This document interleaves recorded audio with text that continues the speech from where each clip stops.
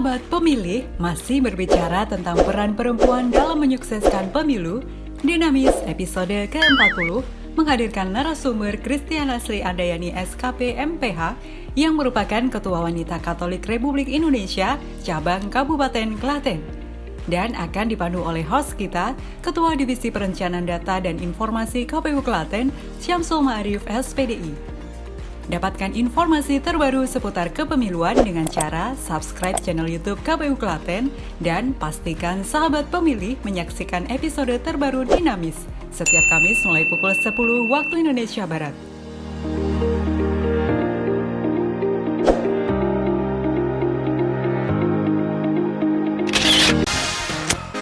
Kita ikuti Dinamis, dialog dan informasi di hari Kamis bersama KPU Kabupaten Klaten. Assalamualaikum warahmatullahi wabarakatuh. Selamat pagi, sahabat pemilih. Salam sejahtera untuk kita semua. Om Swastiastu, Namo Buddhaya. Salam kebajikan. Jumpa lagi dengan KPU Kabupaten Klaten di Dinamis bersama saya, Syamsul Ma'arif, Ketua Divisi Perencanaan Data dan Informasi KPU Kabupaten Klaten. Tentunya kita pada hari ini seperti biasa di hari Kamis, kebetulan pada kali ini di Kamis pertama di bulan suci Ramadan, selamat menjalankan ibadah puasa kepada sahabat pemilih yang menjalankannya. Semoga puasa kali ini menjadikan kita lebih baik, menjadi insan yang lebih baik lagi. Kali ini kita kedatangan kamu dari Wanita Katolik Republik Indonesia atau WKRI DPC Cabang Klaten yang pada kali ini hadir langsung Ketua WKRI DPC Klaten, Ibu Kristiana Sri Andayani. Selamat datang di KPU Kabupaten Klaten, Ibu. Selamat siang, selamat datang. Sehat selalu. Sehat terus, Mas. Alhamdulillah, ini sudah di kondisi mendekati normal kayaknya ini, Bu. Kita masih Kabupaten Klaten, masih level 2. Masih level 2, ya. Tapi kayaknya sudah sangat menurun ini, Bu, kondisinya. Betul. Bukan di tugas di RSUP Dr. Suwaji. Oh, pasti memantau ya, Bu, tentang kesehatannya ini, Bu. Oke, Bu, ini kita menghadirkan ormas di Klaten yang kita coba untuk lebih mengenal lebih dekat lagi, karena tentunya organisasi masyarakat ini baik bentuknya apapun atau dari segmen apapun tentu nanti akan jadi partner KPU demi suksesnya demokrasi kita di Indonesia ini, tentu di menghadapi pemilu 2024 yang mungkin pemilu yang ya cukup menyita perhatian bagi kita. Tentu kami ingin mengenal kita sebagai organisasi ataupun lembaga pelayanan publik tentunya yang secara langsung menghadapi masyarakat, lebih ingin tahu dan peran-peran organisasi kemasyarakatan ini seperti apa, kemudian nanti tentu dukungan banyak pihak ini nanti akan berujung pada suksesnya demokrasi di Indonesia ini. Mungkin bisa diawali dengan perkenalan ataupun ya sejauh mana ataupun apa itu WKRI gitu ya, masyarakat Klaten biar tahu gitu, Bu. Nggih. Ya. Monggo. Terima kasih Mas Syamsul Arif. Saya matur Mas saja ya. Nggih, Bu. Jadi saya selaku Ketua WKRI yang kemarin pemilihannya di Februari 2022 ini, saya menjadi selaku Ketua WKRI. Oh, baru berarti ini. Baru. Wah. Grace ini. Saya juga masuk dalam ketua 2 Forum Masyarakat Katolik Kabupaten Klaten. Oh, okay. Dan saya juga bergerak untuk penanganan tindak kekerasan perempuan anak Kabupaten Klaten bersama teman-teman sejak tahun 2007. Wow. Jadi kami menangani hal-hal seperti itu. Kalau tadi bicara WKRI gitu ya, WKRI itu sebetulnya tahun ini nanti di Juni itu sudah ulang tahun yang ke-98. 98. tahun gitu ya. Cukup hampir 1 abad gitu. Nah, BKR ini memang waktu itu perkumpulan dari ibu-ibu Katolik gitu ya. Ibu-ibu Katolik berdiri tanggal 26 Juni tahun 1924. Cukup lama gitu. Dan waktu itu ada keprihatinan sebetulnya, keprihatinan bagaimana mengentaskan, meningkatkan kapasitas wanita-wanita Katolik khususnya untuk bisa masalah intelektual, pendidikan, sehingga ada kesetaraan gender antara perempuan dan laki-laki. Itu. Makanya kemudian WKRI yang waktu itu diawali dari Jogja yang ketuanya Ibu Raden Ajeng Maria Sulastri, kebetulan beliau ini menjadi adik kandungnya Nyi Ki Hajar Dewantoro. Kemudian berkembang dari Yogyakarta, kemudian merambah ke Jawa Tengah, Jawa Timur, Jawa Barat, dan akhirnya menasional, kemudian ke internasional. Sampailah saat ini kami menikmati untuk organisasi Wanita Katolik Republik Indonesia ini. Ini adalah organisasi masyarakat yang cukup lama di gereja kami gitu ya, cukup lama dan eksis sekali karena kami ada struktur yang jelas dari pusat DPP, DPD, DPC sampai ranting, dan kami ada 3 anak ranting juga karena besar di Klaten Tengah itu. Ada anak ranting ya? Ada anak ranting. Itu kalau setiap kecamatan kami ranting gitu ya, ada rantingnya, sehingga itu cukup besar di Kabupaten Klaten, dan ini eksis dari Indelanggu kecamatan karena kami kalau kecamatan namanya ranting ya, gitu nggih. ranting. Jadi kami per kecamatan itu sudah ada perwakilan ranting-ranting itu, dan kami mau mencoba kaderisasi lagi, kemudian menambah anggota-anggota lagi untuk aktif, karena kami ini sebuah organisasi masyarakat yang bergerak di luar gereja. Tidak membawa bendera keagamaan, tapi benar-benar misi kami tentang Kristiani itu kami bawa gitu. Tetapi tidak membawa identitas agama ada di situ. Sehingga kami bisa bekerja sama dengan siapapun yang saat ini misalnya ada simpul sinau bareng. Itu ada Fatayat, ada Muslimah, ada NU, ada Muhammadiyah, ada macam-macam ada di situ gitu.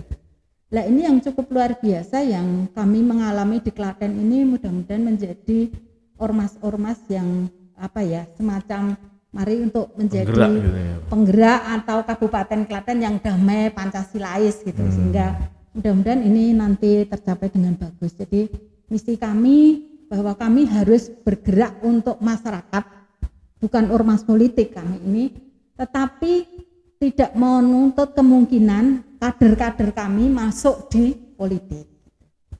Gitu ya, Mas. Tentu ini keniscayaan ya, kalau secara politik itu kan, apalagi keterwakilan perempuan yang sudah diakomodir KPU melalui PKPU melalui undang-undang 30% ini, kalau caleg itu nggak memenuhi 30% maka nggak bisa nyalek semua kan gitu. Ya. Kalau keterwakilan keterpilihannya seperti itu diserahkan pada publiknya. Tentu kira-kira seperti apa ya? Mungkin apa yang sudah dilakukan atau terkait dengan pemilu ini di mata WKRI seperti apa, Bu? Ya. Secara baik politiknya maupun pemilunya gitu. Ya.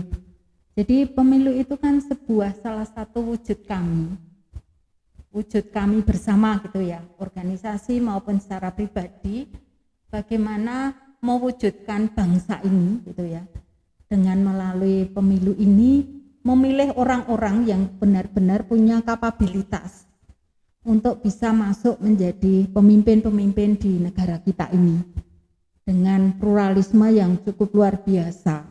Itu maka harapannya ini program pemilu ini kami sudah masukkan dalam program, Mas. Program kami. Okay. Jadi nanti ada sosialisasi, kemudian ada sosialisasi tahapan-tahapan pemilu itu yang kita capai di 2024 itu. Kemudian ada pendidikan politik Pendidikan politik. bagi kader-kader kami itu, sehingga itu semua nanti bisa bergerak bersama, jangan sampai ada golput. Ya. Itu Setuju. yang kami sudah tekankan mereka, jangan sampai ada orang-orang tanpa memilih gitu, sehingga nanti justru kita akan mendapat pemimpin-pemimpin kita yang tidak sesuai dengan apa yang diharapkan bersama. Ya. Itu. Kalau tidak berperan, apalagi golput, mereka yang memilih yang menang ya Bu. Iya. Iya, pasti itu. Jadi ada upaya dorongan untuk perempuan harus bisa memimpin gitu, kira-kira seperti apa Bu? Ya. Harapannya Bu? Jadi kami di dalam program WKRI termasuk di tahun ini, kami itu ada pendidikan untuk semacam kepemimpinan buat mereka, agar para perempuan mau berani keluar dari zona nyaman untuk menjadi seorang pemimpin. Oh, iya. Sehingga dia nanti seandainya sudah di ruang publik itu dia berani gitu. Siap ya. Karena memang program kami ada salah satunya adalah kesetaraan gender. Jadi laki dan perempuan itu sama gitu ya, sama, sehingga mereka boleh bergerak di apapun juga gitu ya. Kalau saya boleh melihat di Timur Tengah kan teman-teman juga sekarang sudah moderat, sudah keluar dari zona yang budaya yang kemarin seperti itulah. Ini kami harapkan juga jangan sampai perempuan itu hanya di ruang domainnya itu hanya di private atau di rumah gitu, tetapi bisa keluar untuk bisa memimpin di area apapun gitu. Ya, ya ini tentu harapan beberapa mekanisme ataupun beberapa kebijakan itu kan mengakomodir Mengadvokasi bagi perempuan dari perempuan sebetulnya. sebenarnya. Ya. Tapi ya ini itu tadi karena memang mungkin ya itu tadi akomodirnya ini sudah diakomodir, tapi kemudian keterwakilan terpilihnya ini yang kemudian tentu harus didorong ya. Artinya para calon pemimpin ini betul-betul siap, bukan hanya untuk memenuhi kuota saja kan Ya. ya. Ini menarik ini, apalagi pemilu 2024 ini Bu. Kita lihat pemilu 2024 ini kan saat ini sudah ditetapkan, kita KPU sudah menetapkan sama DPR dan pemerintah bahwa tanggal 14 Februari 2024 ini adalah tanggal pemilu. Tentu banyak tantangan maupun banyak hal-hal yang karena serentak ya, calonnya kita harus memilih 5 surat suara yang harus kita pilih kan gitu, banyak kerumitan tentunya. Tapi kita berharap juga ini kira-kira bukan hanya soal peran aktif perempuan sebagai pemimpin, kira-kira dorongan seperti apa yang dilakukan nanti bisa kita lakukan itu untuk keterlibatan juga dalam sosialisasi, dalam aktivitas kepemiluan gitu Bu. Ya. Kami kan penyelenggara misalnya seperti itu. Ya. Kami memang di awal nanti di tahun 2023, kalau di 2022 ini kami lebih akan banyak untuk ada yang program-program dari BPP kayak radikalisme dan korupsi itu, kemudian pencegahan stunting dari ini kan masih banyak juga ya, termasuk di Kabupaten Klaten.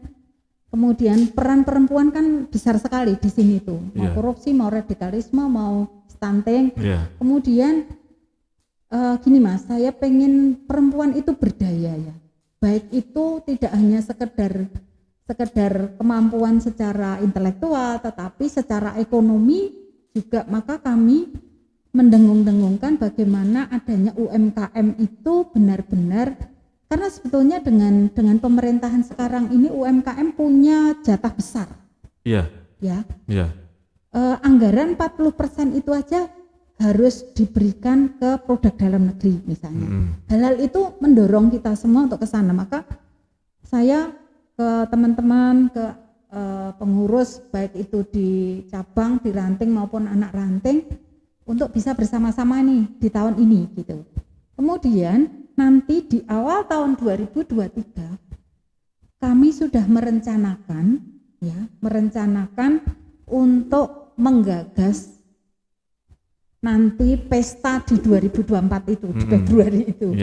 Sehingga nanti ini kami merencanakan, jadi nanti para pengurus cabang itu kita sudah ada program sehingga nanti kita akan sosialisasi tahapan-tahapan pemilu itu, kemudian strategi-strategi yang akan kita lakukan sampai nanti kita akan sosialisasi ke teman-teman ke ranting-ranting setiap kecamatan. Kemudian setiap kecamatan ini kan semua teman-teman ada kelurahan-kelurahan itu kan banyak juga ya. Nah itu nanti mereka akan masuk ke kader-kader mereka, kemudian sampai membawa keluarga. Sebenarnya posisi seorang perempuan itu strategis sekali dalam keluarga gitu ya. Nah ini yang kami harapkan seperti tadi, jangan sampai ada golput. Karena cukup, apalagi saya melihat karena kebetulan saya juga bergerak di organisasi lain itu juga untuk 5 lembar itu bagi lansia itu cukup tidak mudah. Gitu. Tidak mudah. Maka ini yang perlu distrategi juga, bagaimana kalau seandainya pemilihnya itu lansia. Dulu kan kami sering bekerja sama dengan KPU juga gitu ya, dengan KPU untuk nanti pasti kami akan ngaturi KPU juga untuk pendidikan, untuk persiapan pemilu ini. Lah, ini yang kami kan di Kabupaten Klaten itu ada 10 gereja Katolik sebetulnya. Yang cukup besar-besar dan umatnya juga cukup banyak gitu.